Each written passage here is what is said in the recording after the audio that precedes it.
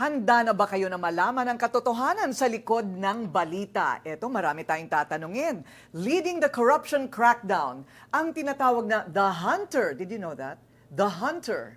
Sabi ng mga UP millennials. The Ombudsman Boying Remulla. Ayan.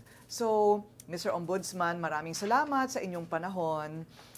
We followed your career, and your career seems to be on the right path. Given a chance, would you still want this job? Of course.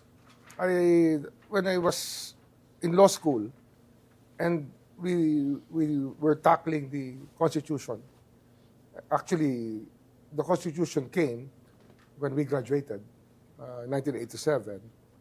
I was already interested in the office of the Ombudsman. Oh, wow. Yes. Really? Because it was the first time that something was defined in that way that really went after the idea of accountability of public officers. And I really was interested in that job very early in my life. Really? Wow. Yes. So really going after crooks, huh? Well, it's very frustrating sometimes to be idealistic and not being able to do anything about it. So it was an idea that I held on to for a long time. And now that you got into the office, it isn't like your mind is clear to make reforms and to change the system of accountability because you were deluged right away with so many issues. No, actually, it's overrated. These issues, you can only take them one by one, case by case. Okay. You cannot take them as a whole and be overwhelmed by it. Just take them one by one. And but the issue of being the ombudsman is not only about jailing people or running after them. It's about making government right. I think that's the bigger issue about being ombudsman. How can you make government right? And do you have enough time to make that happen? Of course, Yes. of course. The mind is the best weapon here. How we are able to treat every subject matter and every controversy that will face you on a daily basis. An example would be garbage. It's a problem that we all know exists. We all contribute to it. And government has a lot of responsibility on how to deal with it. But no one is really dealing with it right. So it's about time we started doing it as a country and as a government. So it's just one idea that we have to look after. And of course, the other idea of regulatory capture, how to make the quality of life of people better. Because these are the things that government should be doing that has been neglected for the longest time. I agree.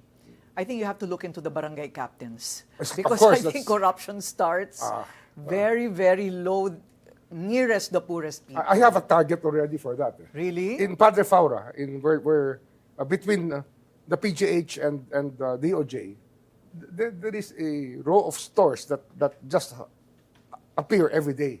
And you know, it's the barangay people running it. And people are not able to walk through the sidewalk because there are stores there. And it causes really bad traffic. And the abuse that people do, I mean, with the ambulance system, with ambulances being given to barangays, when they drive through the streets and just put on their sirens, which are deafening, even without necessity, even without passengers. Right. You can see that abuse of power begins from the very bottom. From the very bottom. Alam nyo ba? Of course, top and bottom, parang bibingka yan eh. Correct. Kawawa ang Pilipino, bibingka nga kasi nasa ibabaw, may corruption, Oo. sa ilalim, ganoon din, abuse of power din. Right. Kaya yun ang dapat titingnan natin kung paano natin ayusin. Maisumbong ko lang po sa inyo because I have a show like Face to Face. So we deal with the smallest and poorest people. So marami po sa kanila, hindi nila nakukuha ang benepisyo from barangay. Even if they're due their 4Ps or senior citizen or single parent, they're not able to Meron get pa it. nakikisosyo. Ayun May sosyo-sosyo pa na inimbestigahan namin ngayon. Oo. Okay, so may masasampulan na barangay captain. All right, let's go to the bigger issues these days in news. The December 15 deadline to get these contractors in jail and all of their conduits, is that self-imposed or is that an It's imprimatur? self-imposed. It is based on our calculations of the periods given to people to answer complaints against them, and of course the other timelines that are imposed by law. And that December 15 timeline was imposed by by me to myself, so that we could actually work on a date that people can look up to. We may be able to comply with some of it, but not all of it, because due process is still the requirement, and we have to make sure that our cases are well prepared. So we will be filing a lot. There will be people in jail by December 15. There will be more warrants of arrest by December 15. But some of them take a longer time because it involves going through legal doctrines that have not been used very well in our society or in our legal system. So when we say, sir, that they will be behind bars before Christmas, doon na daw sila magpapasko, are they convicted? Or the trial goes on, May right? warrant of arrest lang yan. Yes. Warrant of arrest, and these are non-bailable cases that we are filing or which we are already investigating, and we will be filing with the courts very soon. So it is. So it's accurate that there are warrants of arrest already against 3 senators. Not yet. Not yet. But from the way that things look, there will be warrants of arrest issued against at least 2 of them by December 15, and more through the new year. Okay. Maraming sunod-sunod yan. Ang mabigat kasi dyan, yung pag-iimbestiga ng mga contractor is not very easy. But we're giving it a good shot. Talagang systematic yung trabaho ng mga tao dito sa atin. Although kulang kami ng abogado ngayon, and as I went to the UP, when I spoke there, nagre-recruit na ako ng mga batang abogado. Kasi sila naman mag-i-inherit na itong gobyernong to. Kami, palabas na kami. We're already at our peak, and probably will be past our peak when everything is over. Pero the young people have to be properly invested in the future of this country. Right. Bakit po kayo kulang na abogado? Did you fire people? Or No. talagang inabutan nyo na The ganun? design of this office is really to have a lot of lawyers. But for a time, there was no action. So there was no hiring. Pero ngayon, maraming action. Mabuti ng sobra kaysa kulang. Because anyway, people will be retiring later on. Right. So we can downsize it again later on when the demand is less. Okay. But we expect this demand to be strong for the next 2 years when we set everything right. I think it will take longer. To the next 2 Sa years, dami. there will be a lot of changes already by that time. Because the deterrent effect of crime and punishment, when there's punishment already, will really go into the consciousness of everybody who thinks that violating the law is an easy thing.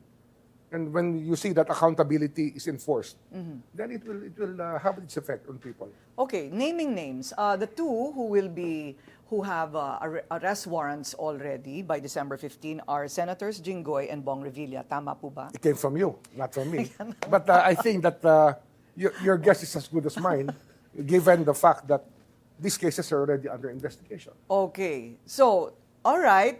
I'm a little confused. I thought it came from you. So this came from media, from speculation? No, it's part of my interaction with media. Oh. When they were squeezing me for information, I think that I said that these were the cases that may be interesting, You have to at take- least in the beginning. You have to take tips from get tips from Montulfo. Oh, yes, No yes. matter He's a how good friend. hard they squeeze. Yeah. walang Yeah, he's a good friend of mine. Yeah. Okay. So, what about the other names? Nancy Binay, Chis Escudero, Grace Poe, and like 2 others. All under investigation. All under investigation. Yes. What is the difference between being recommended for charges and recommended for further investigation? No, what the philosophy here is that we need the case build-up. We want to be able to get all the evidence needed to convict a person before we file the case. Because if you're just going to work on the evidence after you file the case, then it's going to be delayed for the longest time. And the defense lawyers will always have a reason to delay the process. So what you do is you do a case build-up, you prepare the evidence, and when possible, ask for a continuous trial, which has not been used properly in graft cases. So we will try to use them in graft cases. And I think that the Sandigan Bayan has been quick to react on many of our public pronouncements. And even the Supreme Court, I actually admire Chief Justice Hismundo and the Senior Associate Justice, who's my classmate, Marvic Leonen, for being responsive to the needs of the times. Kasi it's the country at stake. Kaya everybody has a responsibility to fulfill here. Right. So, okay. Perception is different from law. What will it take for a conviction? Or what will it take for you to get somebody in jail? A clear trail? Paper trail? Bank accounts? What will it take? All kinds of evidence. Okay, including And, testimonies. Yes, including testimonies to prove guilt beyond reasonable doubt. Because that is the standard set by law. And universally, that is the standard set by law. But wouldn't it be almost close to impossible to actually implicate or find guilty, say, a congressman, because they're peripheral, supposed to be peripheral. It's a national project. All these negotiations happen outside their offices. So, paano? Where does where conspiracies come in? Yes. And when you look at the world in terms of crime and punishment, the mafia never had any direct evidence for them to be convicted. But they were convicted because the whole body of knowledge pointed to them being guilty. So we can rely on some of these experiences and introduce it to our jurisdiction. Because it's never easy to bust or really punish a criminal enterprise using the law. That's why some people resort to violence. But here, we have no choice. I think that the rule of law is the most important for us to have longevity in this state, in the affairs of nations throughout the world. People don't want to look at us. We don't want people to look at us as savages. We have to follow the rule of law. Right. Okay. So, we just have to explain that in Tagalog to the masa and the protesters. Dapat Because ipaliwanag ng sila. dapat ipaliwanag sa kanila because hindi nila hindi ma-distinguish yung perception from actual evidence, right? Or you can get them on tax evasion. Yeah, Like kasama Al na yan. Capone. Kasama yan sa tools of the trade. Meron, mas mabigat dito yung yung civil forfeiture. Pag hindi tama yung SALN tsaka ang tax payment, pwede mo na silang kasuhan ng ill-gotten wealth. Right. Iyan ang mabibigat na kasangkapan na binigay sa amin ng batas para gamitin, para patinuin ang ating lipunan. Right. Yung kasama yan sa karanasan ng ating mga mababatas, dinigay nila yung mga batas na yan sapagkat pag wala ka ng ibang magagamit, iyan ang gagamitin mo. Sir, ito po bang pag misdeclaration of SALN, that also falls under you? Meron din sa amin yan, sa amin din yan. Pero ang mahalaga dyan, good faith or bad faith. Siyempre, mayroong mga bagay dyan na good faith, may mga bagay dyan na bad faith. Kaya marami kasi intent really to evade. Some people naman can be innocent about it. Kaya we'll look at it case by case. So it also falls under you? Yes, of course. Oh, Basta government official, yun na may SALN. Pag hindi official ng gobyerno, walang SALN yan. How reliant are you or dependent on the findings of the ICI? Ano sila they refer cases to us. And we appreciate the fact that there are other people investigating and sifting through evidence. And at least binibigay na sa amin na meron ng laman yung reklamo. Kasi siyempre, trabaho rin namin yan, gawin yan.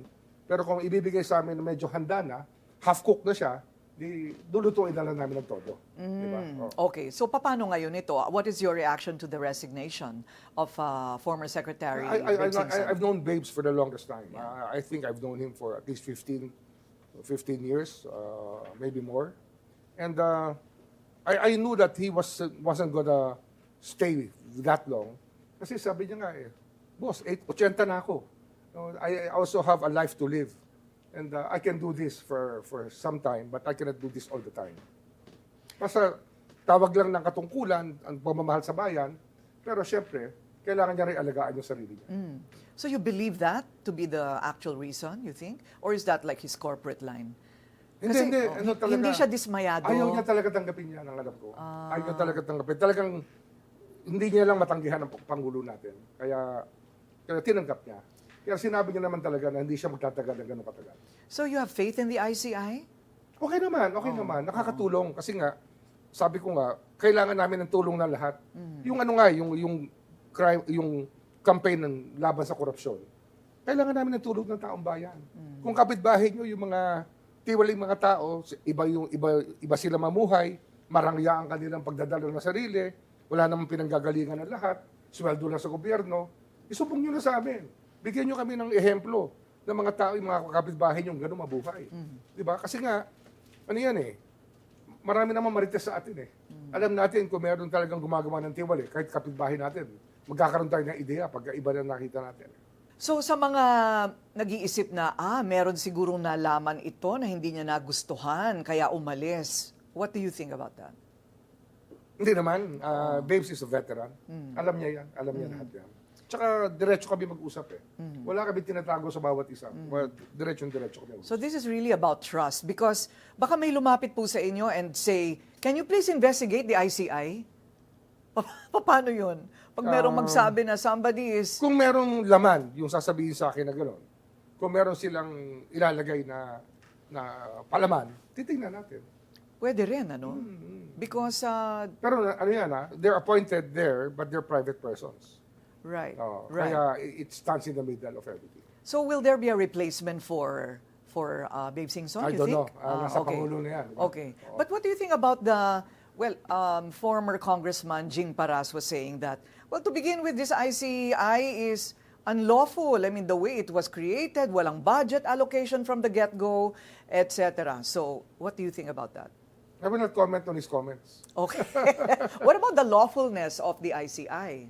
There's legal basis. There's legal basis the for the government, creation. the president can, within his powers, mobilize people to conduct investigations. What do you think about Toby Tiangco's bill creating an independent people's commission? It might be, it just might not be as practical as you want it to be because the powers of the ombudsman are there already.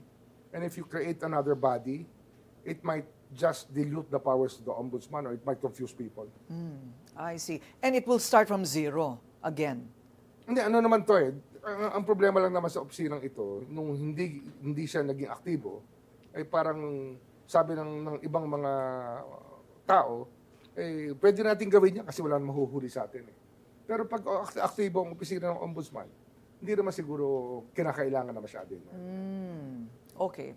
So in other countries, I found out, in some first world countries, I just forget now which one, I think Hong Kong, there is what you call an independent department created, which is an anti-corruption department. So full-time, everybody in that building goes after graft and corruption cases. Do you think it's about time we have something like that? This is what it is. This is what it is, the Ombudsman's Ombudsman office. kasi is a constitutional body, which was, of course, a law was passed enabling the Ombudsman to do its business in 1989. Pero ano to, talagang constitutional body to eh. It's a constitutional body tasked with public accountability, ensuring public accountability, na managot ang lahat ng opisyal o mga tao ng gobyerno sa lahat ng mga kanilang mga ginagawa. Okay, so the lethargy of the Office of the Ombudsman before you is because no one was filing a case, no one whistle blew, or is it the job of the Ombudsman, your office, to really keep investigating? Ano yan eh, leadership styles yan eh. Tsaka transparency, yung mode of transparency of governance. Right. The law, no? Yung batas, so kung talagang magiging transparent ka at mag-govern ka ng open sa mga tao, kanya-kanya style yan. Okay. If they choose that style, then tapos na yun eh. That period is over. But of course, it had its consequences. Yung yung tinatawag na impunity of corruption, medyo naghari. Right. Kaya nagkaroon talaga ng naging fashionable na maging tiwali sa batas. Yung masasabihin ko doon. So you think that, do you agree that there should be really amendments in the law for more transparency and accountability? For example, ang mga local government officials, paano nila hindi malalaman na may ghost project sa kinasasakupan nila, kapitbahay nga lang nila yung contractor? Hindi na malalaman kasi ghost na yun. Kasi walang ginagawa eh. Talaga sa papel lang nangyari yun eh. Hindi na malalaman talaga yun. Alright.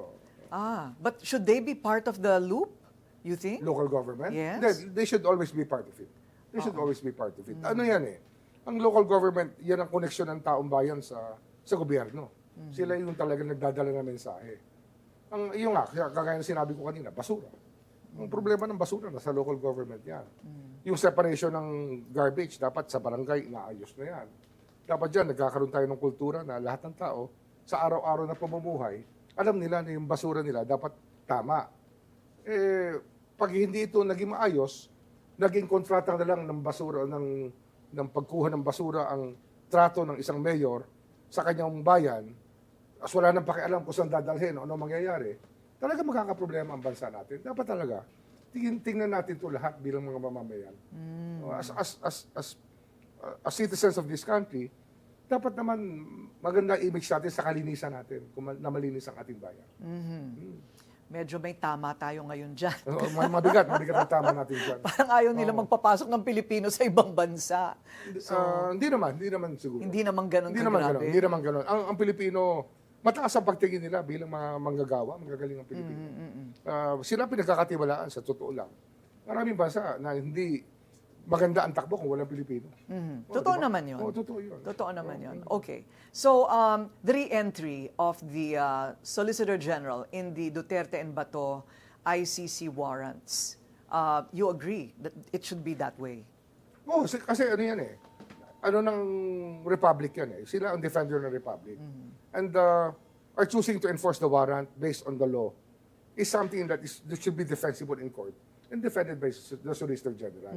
Kasi nga, ano yan eh, sa Republic Act 9851, ang sinabi natin dyan, pwede na natin hindi kasuhan ng tao kung meron na siyang kaso sa International Tribunal. Pwede natin piliin yon. Kaya kinikilala natin ang International Tribunal sa bagay na to. Kahit hindi tayo miyembro niyan, kasama yan sa ating sistema ng batas. Pinag-uusapan pa rin po natin yung legality ng pagkaka-aresto kay FPRRD, ano? Pero that ship has sailed, right?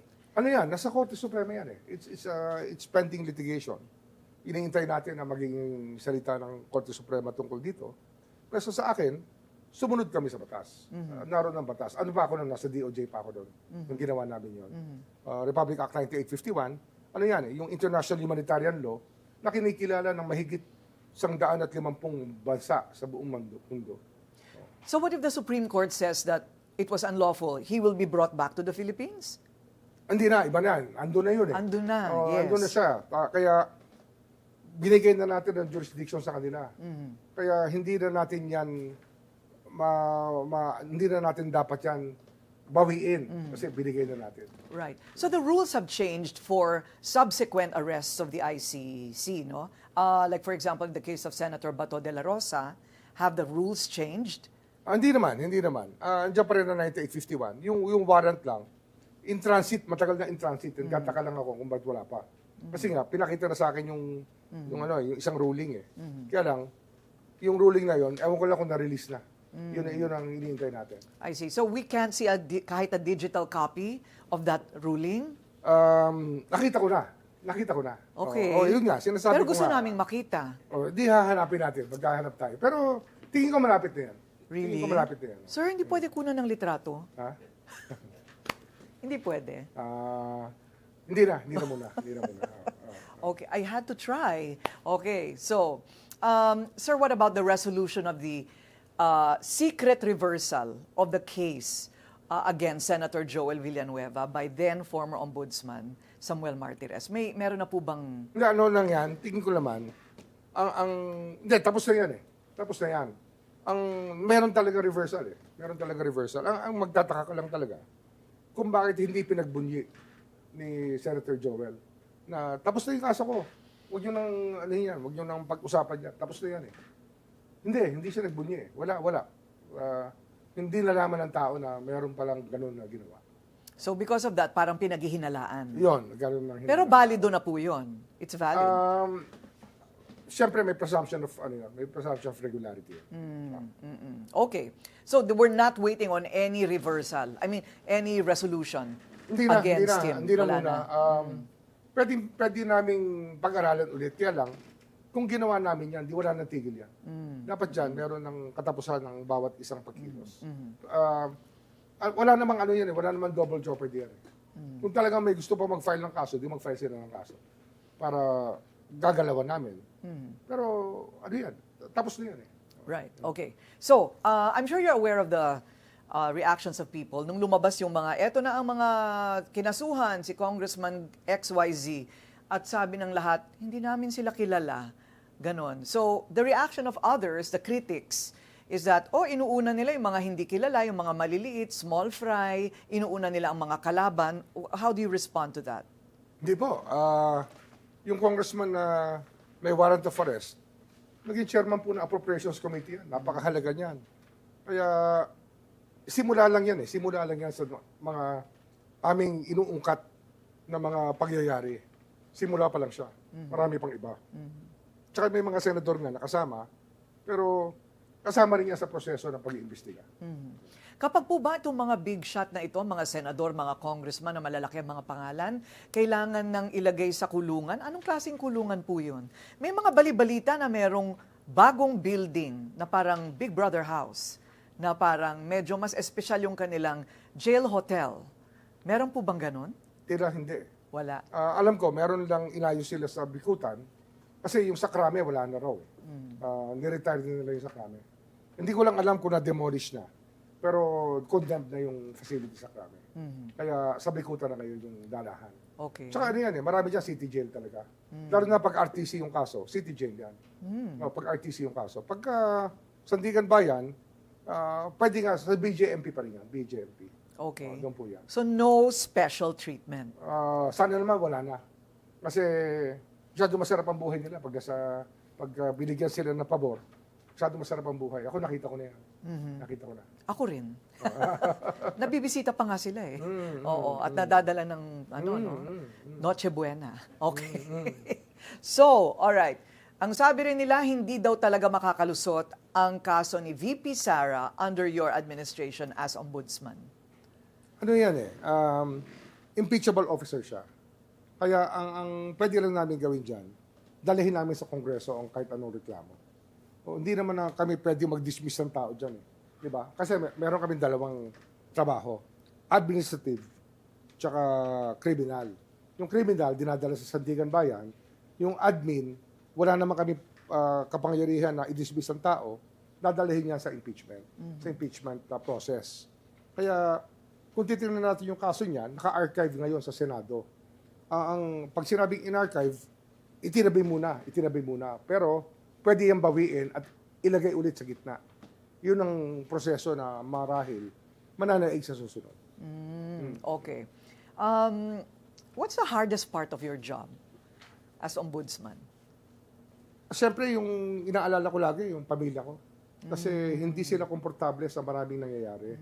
Kasi nga, marami silang dating kaibigan, hindi na nila kaibigan ngayon. Hindi na sila tinuturing na kaibigan. Kasi nga, ganun ang ating lipunan Magkakakilala lahat. Magkakakilala. Oo. Tsaka nasa politika yung ibang anak ko Kaya siyempre, nadulungkot din ako na naapektuhan sila ng mga nangyayari. Okay, so more safety and mental health, no? For your family. Siyempre. Kinakailangan lang ma-reinforce lang, makausap ko sila lagi, na ang trabahong to, talagang pinili ko, sapagkat ito kinakailangan ng bayan natin. Wala naman tayong ibang gusto ritong ipagbunyi, wala naman tayo ritong, hindi to power trip Walang power trip dito, ang kailangan lang dito, gamitin mo yung kapangyarihan para sa taong bayan. Yun lang yun, wala nang iba. Okay. How do you prove independence? Ayan pa, isa pang running issue yan. Si BBM ang naglagay dyan, syempre hindi na-aabot kay Congressman Sandro or hindi na-aabot kay F. Elisa. Alam mo yan, Korina, pag merong ebidensya at yan ay naroon nasa harap mo at nasa harap ng publiko, pwede mo bang talikuran ng ebidensya? Ebidensya ang lahat. Evidence-based lahat ang trabaho namin. What about transparency? People clamor for more transparency. Like, for example, the ICI, wherein the congressman pala can request not to go live streaming. Magandang tanong yan. Kasi nga, nung nandun ako sa Strad-based forum sa Peninsula, tinanong ako ng isang negosyante ron, kababaihan. Tinanong ako, mukhang maganda ang trabaho nyo, ngunit kung tapos na kayo, paano na ngayon ang mangyayari sa gobyerno natin? Babalik na naman sa dati. Nasabi ko nga sa kanila, para hindi yan bumalik sa dati, dapat sanayin natin ang tao sa transparency. Dapat nakikita ng tao na ganito dapat umandar ang gobyerno. Sa punto na hindi na natatanggapin kung maraming tinatago ang kahit sinong nasa gobyerno. Dapat transparent na ang lahat ng proseso. Well, every ombudsman is appointed by the president. So, it really just, or do you need to prove anything, you think? Wala na akong kailangan patunayan sa sarili ko o kaya sa lipunan natin. Ang mahalaga lang, ilagay natin sa tamang direksyon ang bansa natin. So that is the legacy you want to leave. Yun talaga. Kasi nga, sayang ang bansa natin eh. Hindi natin sinasabing mahirap tayo. Sa nakita kong nangyari dito, hindi tayo mahirap. Ang dami lang nawawalang pera. So hindi talaga tayo mahirap. Hindi talaga tayo mahirap kung maayos ang paggamit ng pera. Hindi ko nga alam bakit yung mga maliliit na tao hindi nakukuha ang benepisyo sa barangay. Ang dami naman pala nating pera. Ano nga yan eh, yung pag-iisip ng ayuda, okay lang yan. Kasi nga, kasama yan sa lipunan natin. Pero ang mas mahalaga, na mas maganda ang tingin sa atin ng buong mundo upang tayo ay pagkatiwalaan at lagyan pa ng iba pang negosyo na ibibigay ng trabaho para hindi namang mag-ibang bayan ng mga Pilipino. Mas mahalaga yun para sa akin. Right. Okay. So, sir, meron pa ba kayong alam na hindi namin alam? Hindi naman siguro. Baka maka-exclusive ako eh. Meron pa bang mangyayari na yung araw? Basta sa mga susunod na buwan, hindi, ang siguro yung pinagbubunyi rin namin, marami kami nag-a-apply na mga batang abogado. We have 390 applicants. 400 applicants ngayon ng mga batang abogado mula sa pinakamagagaling na eskwelahan ng batas. At kukuha kami ng 100 muna. 100 mga batang abogado na magagaling upang tulungan kami sa trabaho namin dito at mailagay sa kanila yung kultura ng tamang gobyerno. Proper governance talaga ang susi sa ating bayan. So, maybe, yun ang pinakamahalaga sa akin, yung unti-unting magpasok dito ng mga taong gusto lang umayos ang ating lipunan. Okay. Huling hirit na po, meron po bang bagong listahan ng mga kakasuhan? Usual suspects yan, tinatawag na usual suspects. Kasi tungkol sa flood control, mabigat talaga ang nangyari. Marami talagang congressman na na-involve dahil naging contractor at maraming senador na involved dahil naging funder. Sumama sila sa funding mechanism. Pero, ang talagang matagal nang hindi nakakasuhan, yung BIR tsaka customs. Yan ang gusto kong subukan kung saan naaabot ang kapangyarihan ng ombudsman. Kasi nga, talamak na ang nakawan dyan sa dalawang ahensya na yan. Kinausap ko na sila pareho at sinabi ko na yung gusto ko mangyari at tingnan natin sa mga susunod na mga taon kung paano natin iaayos ang ating lipunan. Ano po ang pangako sa inyo ng BIR at Customs? Magbibigay ba sila sa inyo ng listahan ng mga pangalan? Hindi ganoon ang Yung hinihingi ko sa kanila. Yung sistemang Yung mali. sistema lang na ayusin muna yung sistema kasi kami nang bahala sa investigasyon. Hindi na namin hihingi sa kanila. Baka makompromiso sila masyado. Kasi may mga paraan naman. Kaya humingi tayo ng tulong sa tao. Baka meron ng impormasyon ng taong bayan na ibigay sa amin tungkol sa mga tao ng gobyerno na tiwali. Ayusin natin ang ating lipunan. Yun lang naman ang mahalaga.